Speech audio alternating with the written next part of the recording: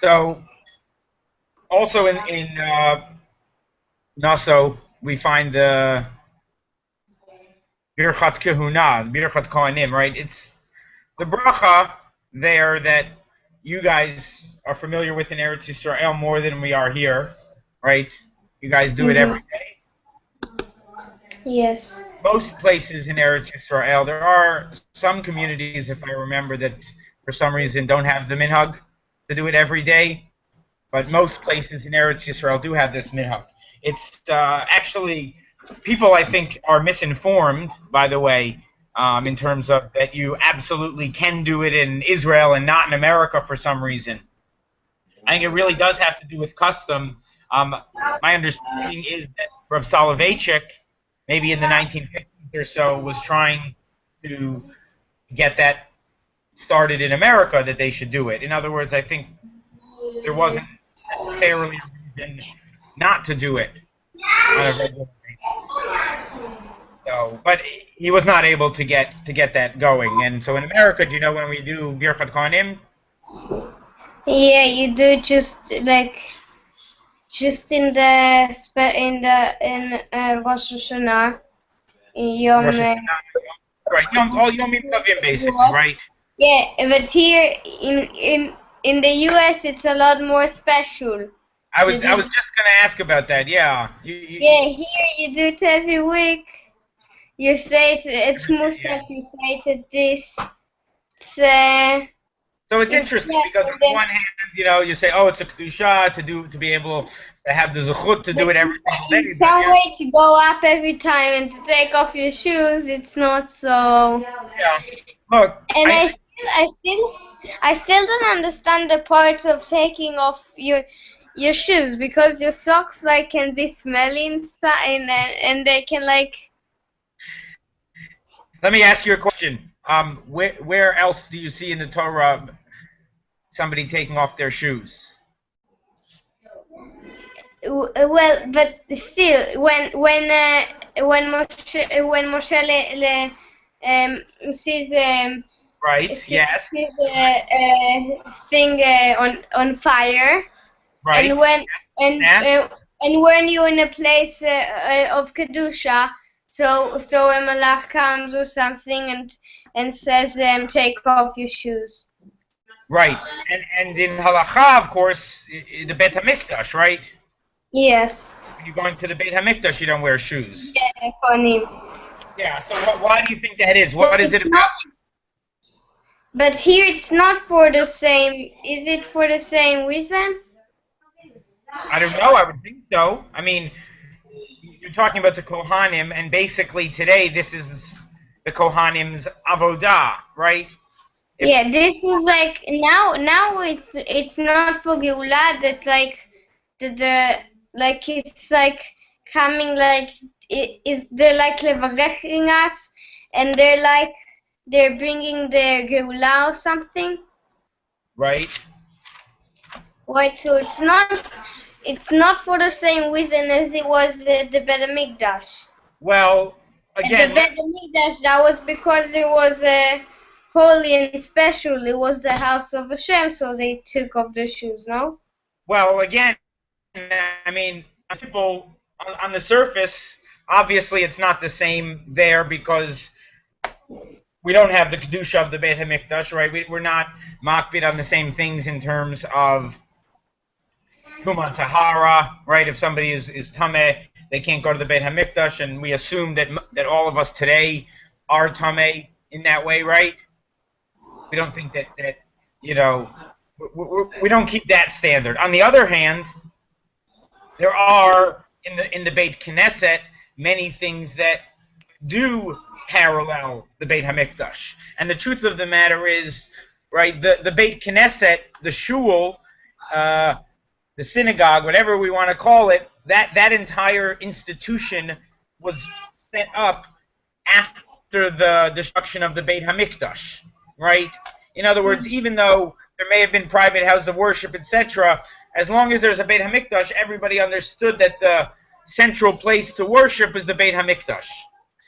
When they set up Beit Batei Knesset, so we know the idea of tefillah, being instead of korbanot, so to speak, right? But really the Yeah. entire experience in the Beit Knesset. Now, some of the stuff we do there, we're doing Zecher Mikdash, right? I think maybe we've discussed some of these things before, right? Like having the Aron in the front, right? And Ner Mhm. Tamid, the whole setup of it, Ezrat Nashim, Ezrat Yisrael, but there's other things that it was set up not to do exactly like the Beit HaMikdash in order to remember. So basically there's this balance where some of the Gzeirot, some of the Takanot that are put after the destruction of the Beit HaMikdash are to parallel, and some of them are in order to not parallel the Beit HaMikdash, so that you shouldn't forget it, right? Mhm. Certainly, the institution of the Kohanim coming up and blessing the Am, certainly that is supposed to give the Kohanim another role in the shul, similar to them in the Beit HaMikdash, right? In other Yes. words, the idea that they're taking off their shoes, I think, is meant to parallel that they're going to do avodah, similar to like if they're going into the Beit Hamikdash, they have to take their shoes off. So it might be a more simplistic thing like that, right? Now, your point, I think, is well taken, right? Honestly, if the guy has stinky feet, so then that's a problem too. I don't disagree, right? The Kohen, forget stinky feet, right? Let's assume it's not so stinky, but let's say the guy has a hole in his sock, right? Yes. So I definitely don't think he should go up there and have people looking at that. That would probably be more similar. There's sort of a series of laws, and some of them, But I think the Kohanim they check before they put on the socks. They check that they're clean and everything. I would hope so. And again, like what you said before is that we say in English, familiarity breeds contempt. What that means is that when you are so familiar with something, you start to not like it. You start to even sometimes resent it. Now, the Kohanim that I knew, generally they were pretty excited to do Birchat Kohanim every day. A lot of times it was American people visiting Israel, staying for a year or two. But you're right, eventually it becomes a burden. Take my shoes on. So obviously the Kohen has to figure out how to keep it special for him, right? How to make sure that it doesn't become old, doesn't become boring, or even a burden to him. Absolutely. I mean, when he goes up there as the Kohen, I think a lot of us are saying, oh, I wish I could be a Kohen. That's a nice sort of thing. And he's in front of everybody. He's blessing us, right? And Well, that's sort of the other it idea. depends. I don't know. When I thought about it once, like maybe when I was a small kid, I wanted to be a Kohen, but not because of that. I wanted like to be in the Beit HaMikdash and and work there. But then you like, okay, we do this, but we have other meanings in the world and everything. Yeah, no, and that's, I think, the healthy point of view. I think we're saying that Kohanim, they need some focus to make it special for them to do Birchat Kohanim and things like that. A lot of Kohanim that I know, they do think a lot about, when there's a Beit HaMikdash, I'll do Avodah in there. Like the question that I asked you a few weeks ago, like, do you think that maybe when Mashiach comes, we won't have Korbanah? Maybe we'll just also do Tefillah. So I asked my friend who's a Kohen, and he was like, oh, no, for sure. I definitely see myself bringing Korbanot and things like that. Like, Well, if you're a I Kohen, don't know. you're Nogeya. But when you think Yeah, about it, in some way, in some way, like it's like what's all the Torah about? It's like about half of it or even more is korbanot and everything. What you should bring and what they bring for Pesach and what they bring to this and this and so in some way, like how is it possible that you won't bring korbanot? It's like messing. It's like, what's the point of the Torah? Like, you're taking it out. So what's the point of it? Like, you're taking like all that's what. all of it. That's certainly the challenge, right? That's certainly the challenge, right? You're taking the whole Sefer Vayikra and you're just. Yeah, but still. Yeah. On the other hand, what? But when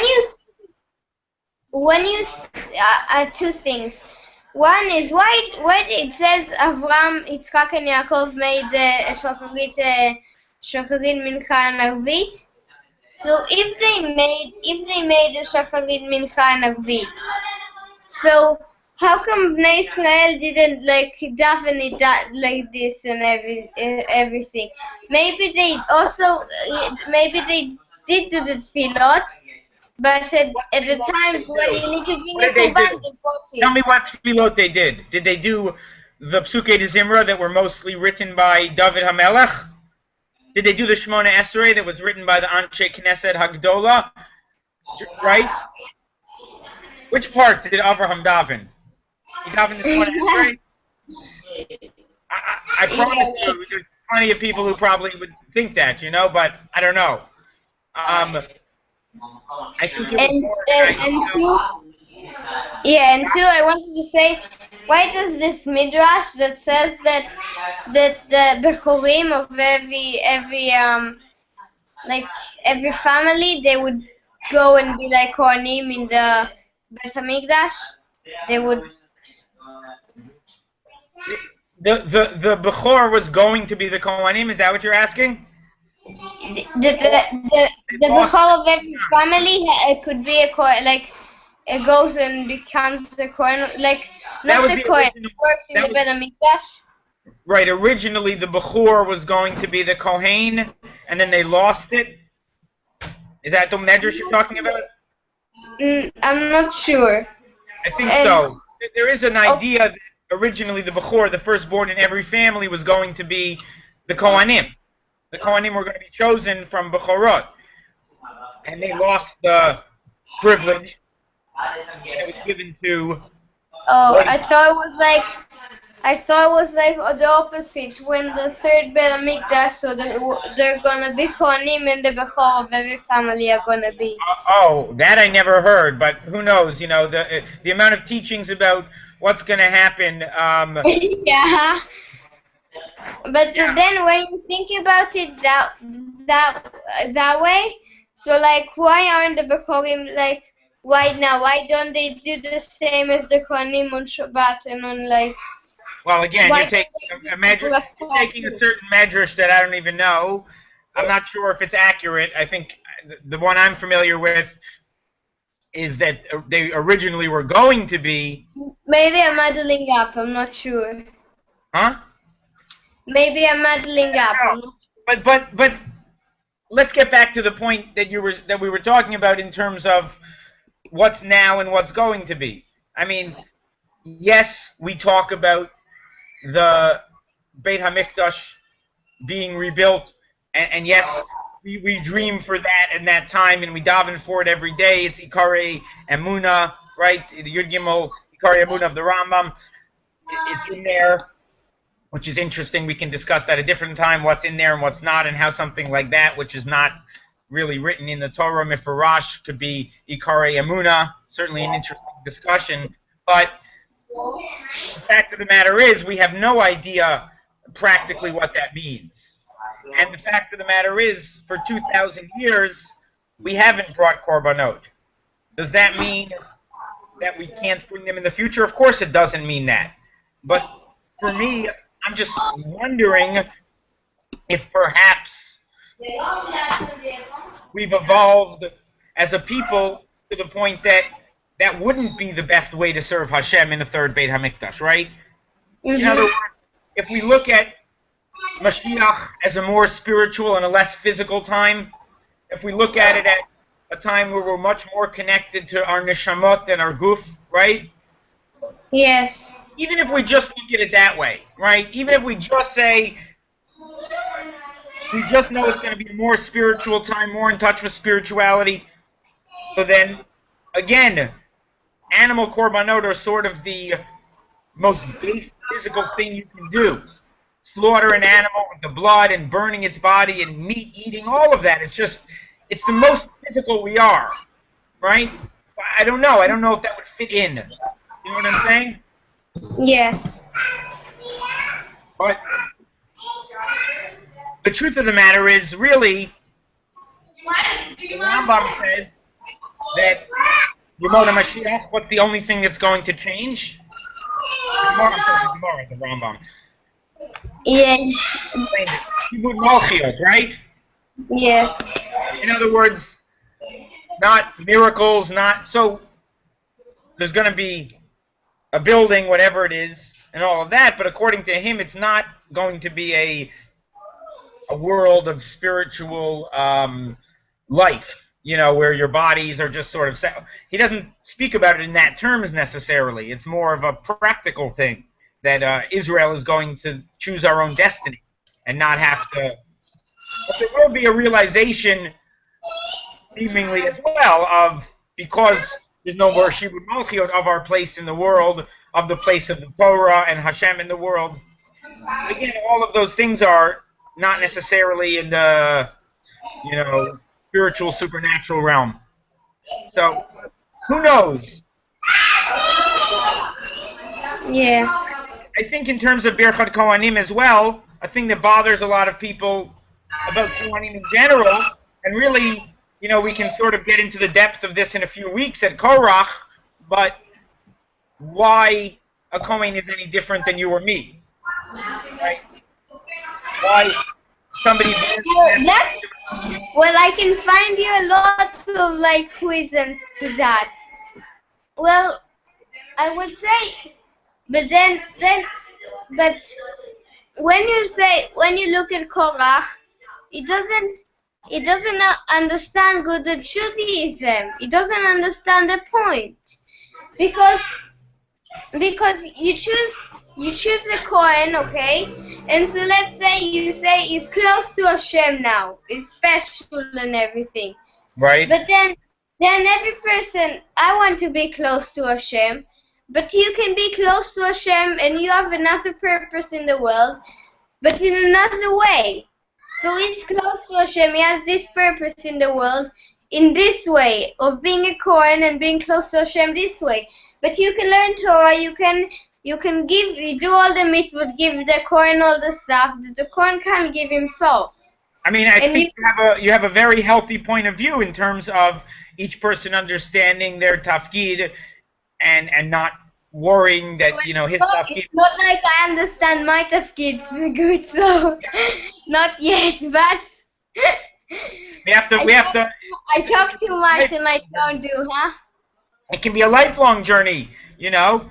And you're right, Korach, I think, you know, had a lot of misunderstandings in terms of that.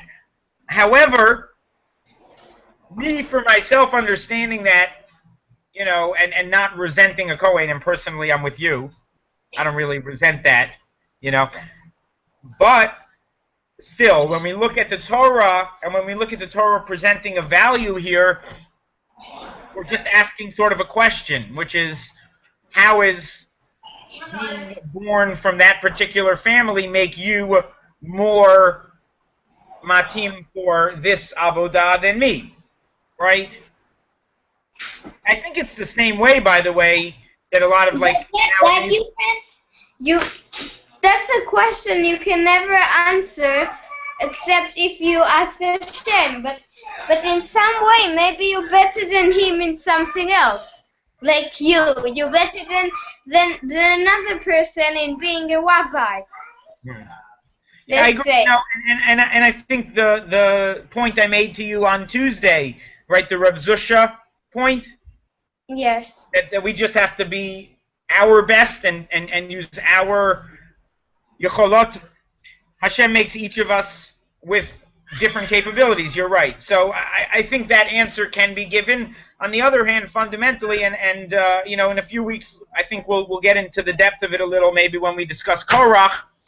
I think there is a deep question to sort of think about and understand. And again, I have the same point of view as you in terms of everybody having their purpose and their tafkid, but the hierarchy within the religion, it has caused a lot of people to have issues, not just Korach. Truthfully, Korach was really the beginning of a movement that went throughout Jewish history, right? You know, if you're in the Mishnaic era, so you're talking about those who deny the oral Torah, because that's really what it's about, right? Who are these people to say that they're the Mesorah, they're the bearers of the tradition, yeah? And then again, through history, we've had different groups that basically, if you're coming to deny a Mesorah of Torah Shebaal Peh, it's really the same sort of idea to some extent, right? Either you accept that there is a tradition that's carried by certain people through the ages and does contain within it basically the Torah, yeah? The Torah. The Gemara is the Torah. But obviously at each stage, somebody has come up and said, says who? You know, I know better than those guys. You know, whether it's a Karaite, you know, as we say, you know, throughout history, really. But I think it comes from...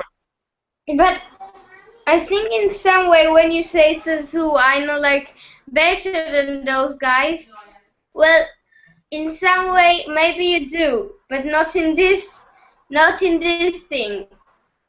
Right, I agree with you. If a person with a positive view of themselves is able to look in themselves and find many positive qualities, and if you are able to focus on what you have and your positive qualities, you're right. You're not going to worry about him.